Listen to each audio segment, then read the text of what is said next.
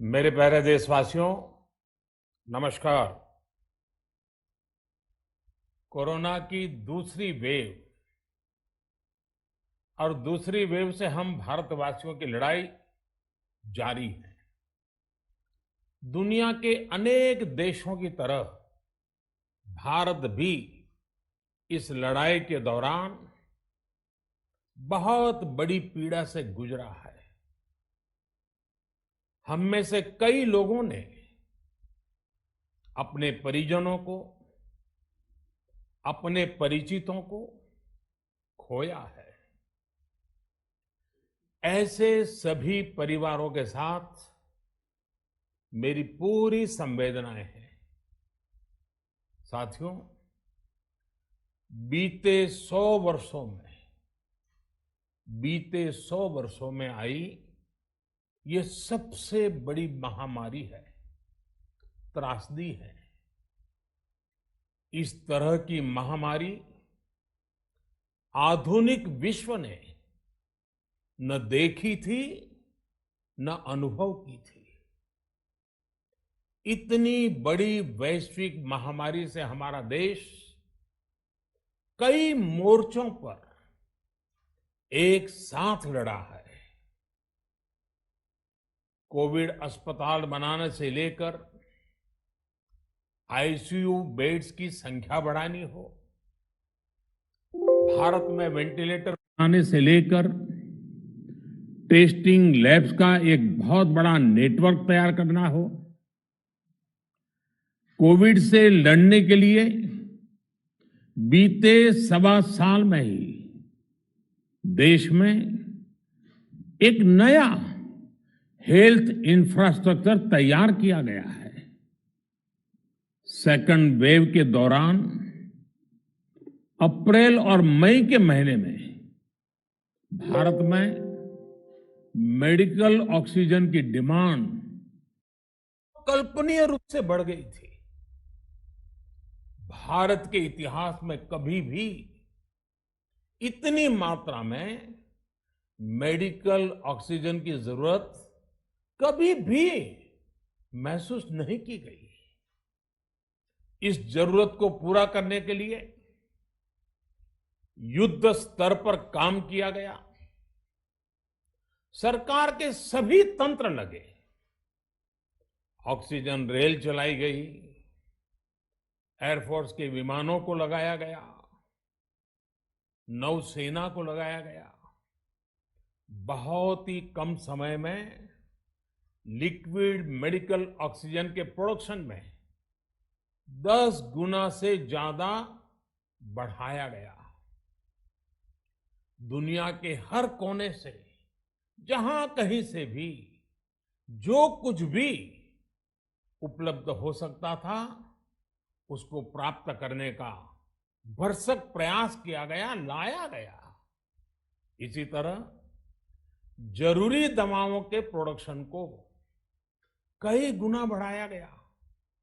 विदेशों में जहां भी दवाइयां उपलब्ध हो, वहां से उन्हें लाने में कोई कोर कसर बाकी नहीं छोड़ी गई।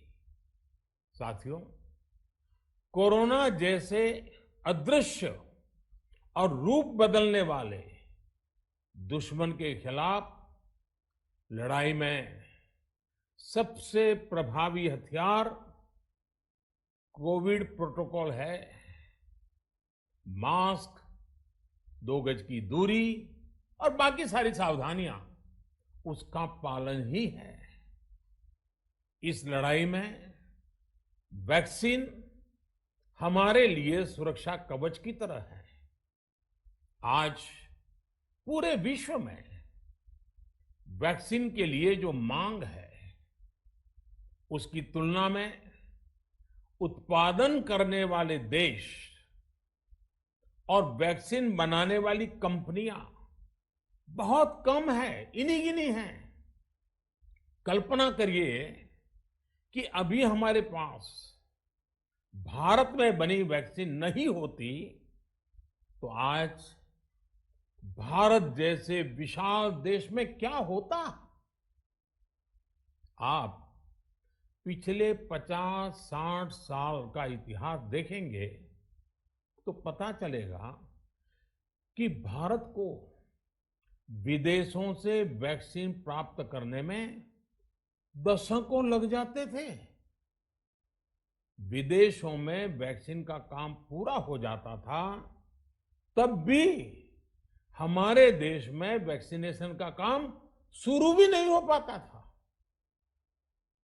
पोलियो की वैक्सीन हो, स्मॉल पॉक्स, जहां गांव में हम इसको चेचक कहते हैं, चेचक की वैक्सीन हो, हेपेटाइटिस बी की वैक्सीन हो, इनके लिए देशवासियों ने दशकों तक इंतजार किया था।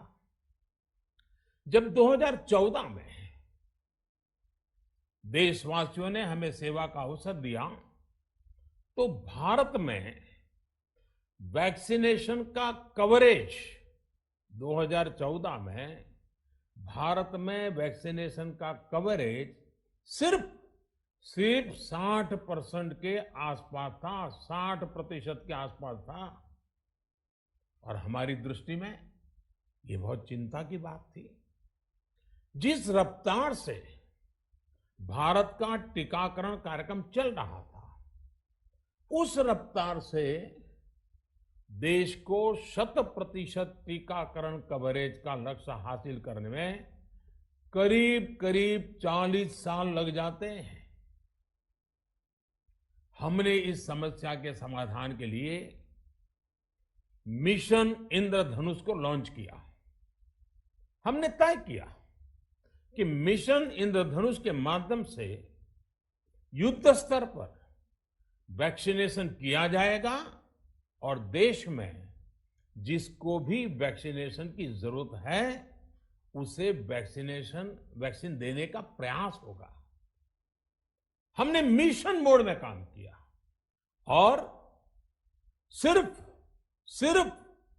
5-6 साल में ही वैक्सीनेशन कवरेज 60% से बढ़कर 90% से भी ज्यादा हो गई। 60 से 90, यानी हमने वैक्सीनेशन की स्पीड भी बढ़ाई और दायरा भी बढ़ाया।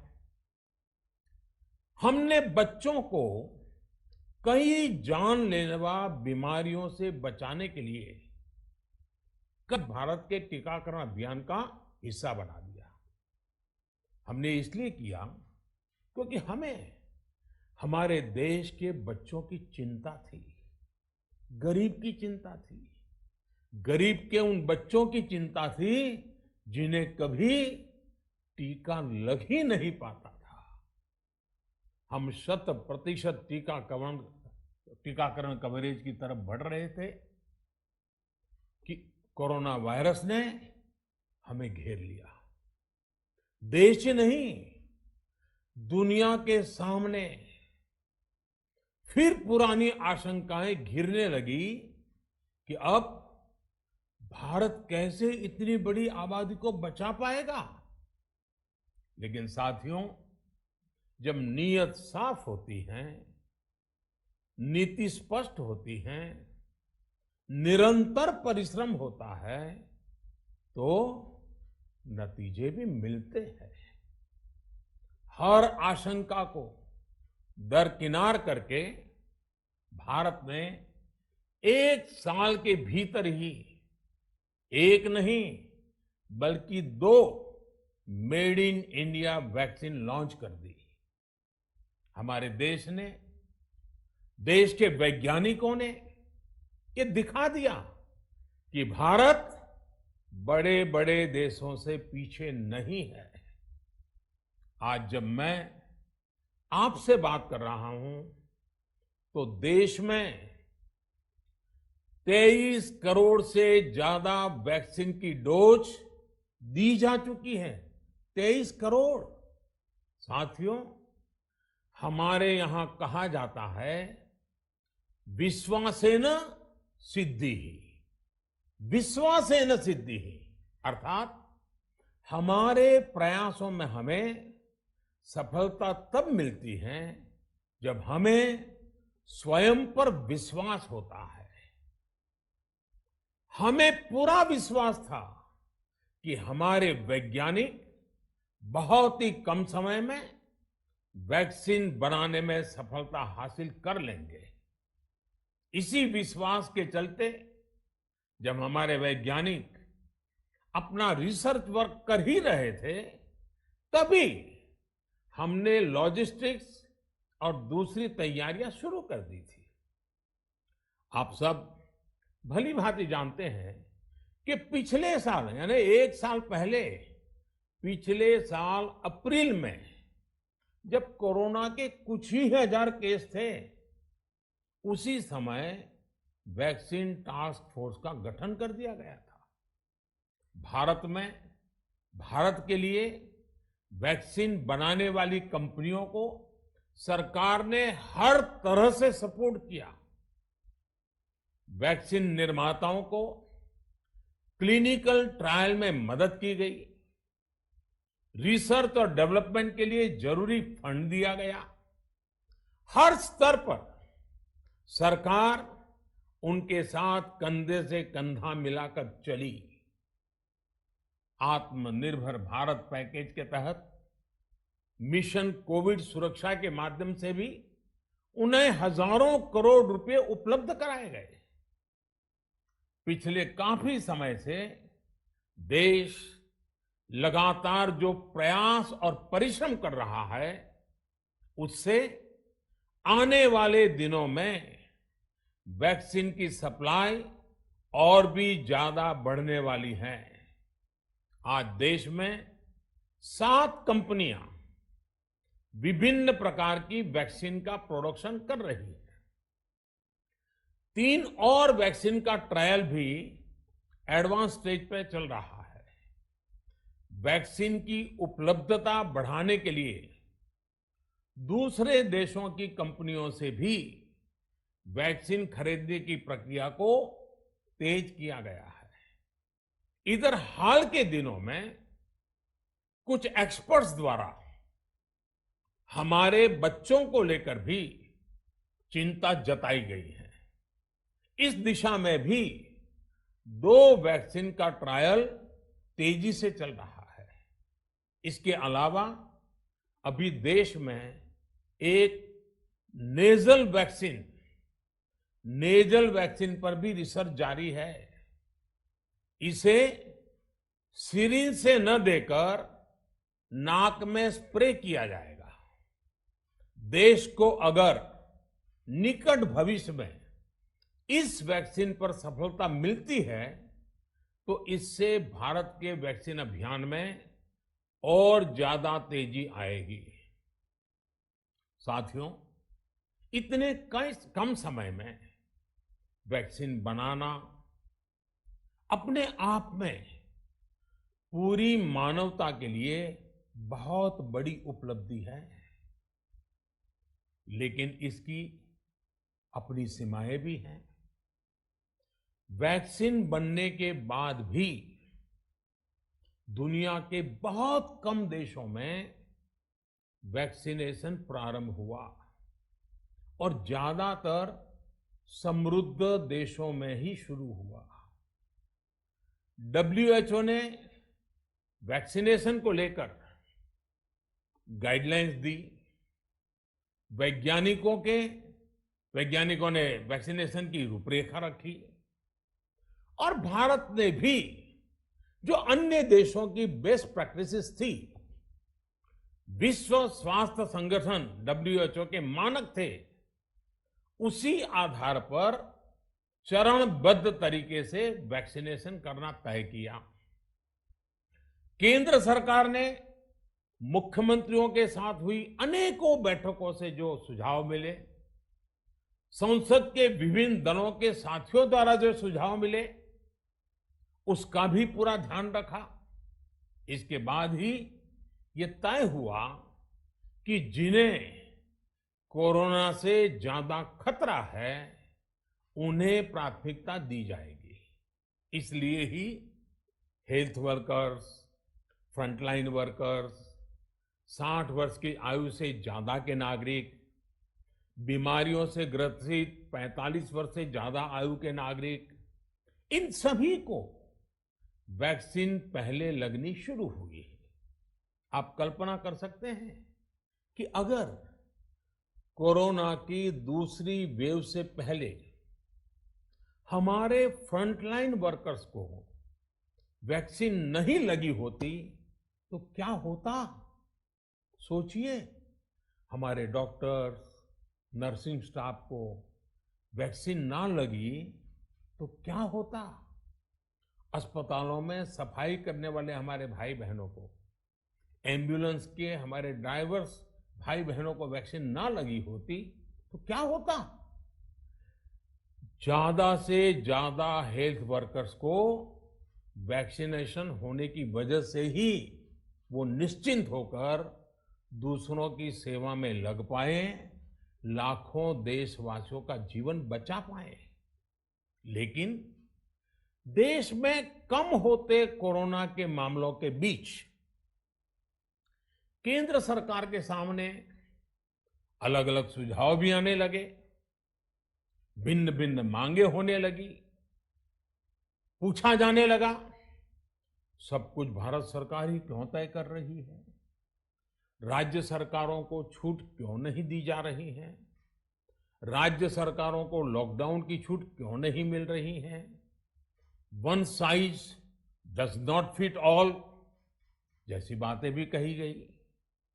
दलील ये दी गई कि संविधान में चूंकि हेल्थ, आरोग्य प्रमुख रूप से राज्य का विषय है, इसलिए अच्छा है कि सब राज्य ही करें।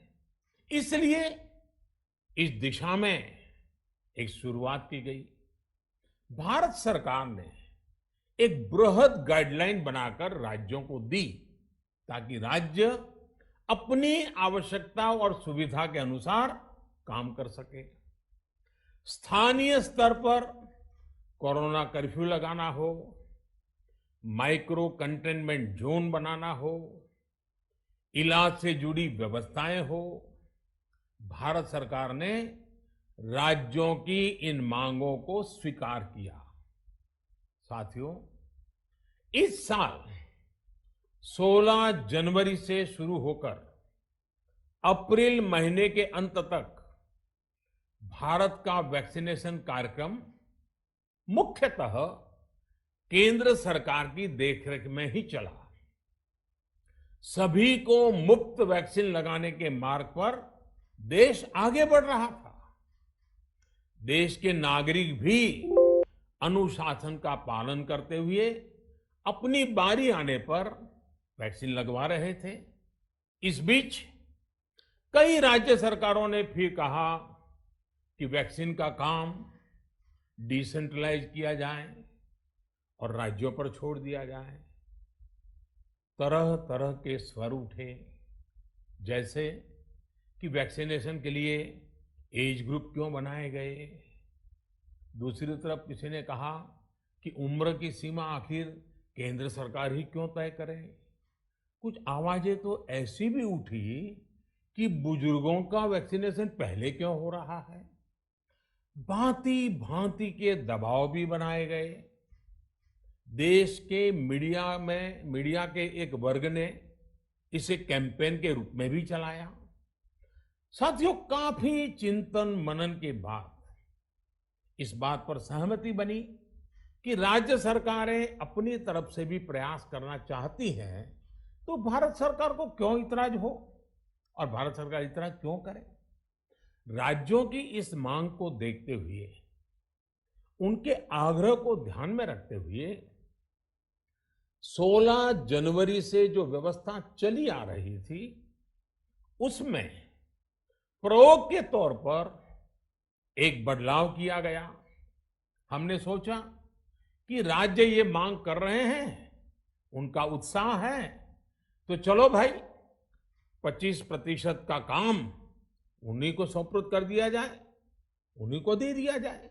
स्वाभाविक है 1 मई से राज्यों को 25% काम उनके हवाले कर दिया गया। उसे पूरा करने के लिए उन्होंने अपने अपने तरीके से प्रयास भी किए। इतने बड़े काम में किस तरह की कठिनाइयां आती हैं, ये भी उनके ध्यान में आने लगा। उनको पता चला पूरी दुनिया में वैक्सीन की क्या स्थिति है, इसकी सच्चाई से भी राज्य परिचित हुए। और हमने देखा, एक तरफ मई में सेकेंड वेव, दूसरी तरफ वैक्सीन के लिए लोगों का बढ़ता रुझान, और तीसरी तरफ राज्य सरकारों की कठिनाइयां। मई में 2 सप्ताह बीतते बीतते कुछ राज्य खुले मन से ये कहने लगे कि पहले वाली व्यवस्था ही अच्छी थी।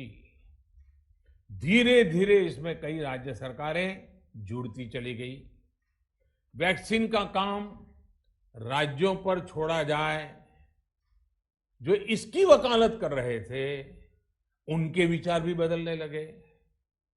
एक अच्छी बात रही कि समय रहते राज्य पुनर्विचार की मांग के साथ फिर आगे आए। राज्यों की इस मांग पर हमने भी सोचा कि देशवासियों को तकलीफ ना हो, सुचारू रूप से उनका वैक्सीनेशन हो। इसके लिए 1 मई के पहले वाली, यानी 1 मई के पहले 16 जनवरी से अप्रैल अंत तक जो व्यवस्था थी, पहले वाली पुरानी व्यवस्था को फिर से लागू किया जाए। साथियों, आज ये निर्णय लिया गया है कि राज्यों के पास वैक्सीनेशन से जुड़ा जो 25% काम था, उसकी जिम्मेदारी भी भारत सरकार उठाएगी। ये व्यवस्था आने वाले 2 सप्ताह में लागू की जाएगी। इन 2 सप्ताह में केंद्र और राज्य सरकारें मिलकर नई गाइडलाइंस के अनुसार आवश्यक तैयारी कर लेगी। संयोग है कि 2 सप्ताह बाद 21 जून को ही अंतर्राष्ट्रीय योग दिवस भी है। 21 जून सोमवार से देश के हर राज्य में 18 वर्ष से ऊपर की उम्र के सभी नागरिकों के लिए भारत सरकार राज्यों को मुफ्त वैक्सीन मुहैया कराएगी। वैक्सीन निर्माताओं से कुल वैक्सीन उत्पादन का 75% हिस्सा भारत सरकार खुद ही खरीदकर राज्य सरकारों को मुफ्त देगी। यानी देश की किसी भी राज्य सरकार को वैक्सीन पर कुछ भी खर्च नहीं करना होगा। अब तक देश के करोड़ों लोगों को मुफ्त वैक्सीन मिली है। अब 18 वर्ष की आयु के लोग भी इसमें जुड़ जाएंगे।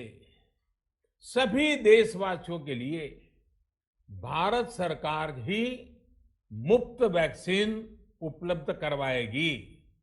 गरीब हो, निम्न मध्यम वर्ग हो, मध्यम वर्ग हो या फिर उच्च वर्ग, भारत सरकार के अभियान में मुफ्त वैक्सीन ही लगाई जाएगी।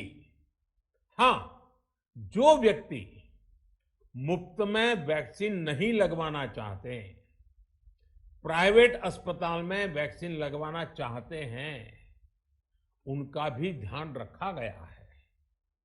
देश में बन रही वैक्सीन में से 25% प्राइवेट सेक्टर के अस्पताल सीधे ले पाए, ये व्यवस्था जारी रहेगी। प्राइवेट अस्पताल वैक्सीन की निर्धारित कीमत के उपरांत एक डोज पर अधिकतम 150 रुपये ही सर्विस चार्ज ले सकेंगे। इसकी निगरानी करने का काम राज्य सरकारों के पास ही रहेगा। साथियों, हमारे शास्त्रों में कहा गया है, प्राप्य आपदम न व्यथते कदाचित। उद्योगम अनु इच्छति चा प्रमत्तः, अर्थात विजेता आपदा आने पर उससे परेशान होकर हार नहीं मानते, बल्कि उद्यम करते हैं, परिश्रम करते हैं और परिस्थिति पर जीत हासिल करते हैं। कोरोना से लड़ाई में 130 करोड़ से अधिक भारतीयों ने अभी तक की यात्रा आपसी सहयोग, दिन रात मेहनत करके तय की है। आगे भी हमारा रास्ता हमारे श्रम और सहयोग से ही मजबूत होगा।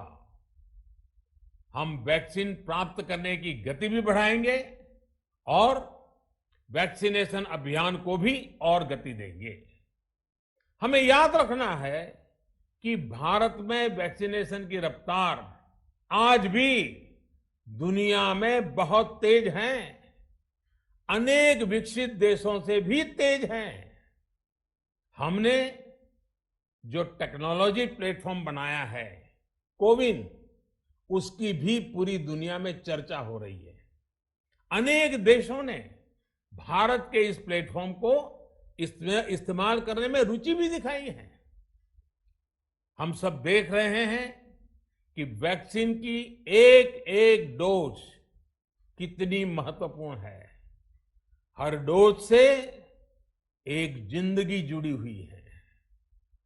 केंद्र सरकार ने ये व्यवस्था भी बनाई है कि हर राज्य को कुछ सप्ताह पहले ही बता दिया जाएगा कि उसे कब कितनी डोज मिलने वाली है। मानवता के इस पवित्र कार्य में वाद विवाद और राजनीतिक छींटाकशी से ऐसी बातों को कोई भी अच्छा नहीं मानता है। वैक्सीन की उपलब्धता के अनुसार पूरे अनुशासन के साथ वैक्सीन लगती रहे, देश के हर नागरिक तक हम पहुंच सके, ये हर सरकार, हर जनप्रतिनिधि, हर प्रशासन की सामूहिक जिम्मेदारी है।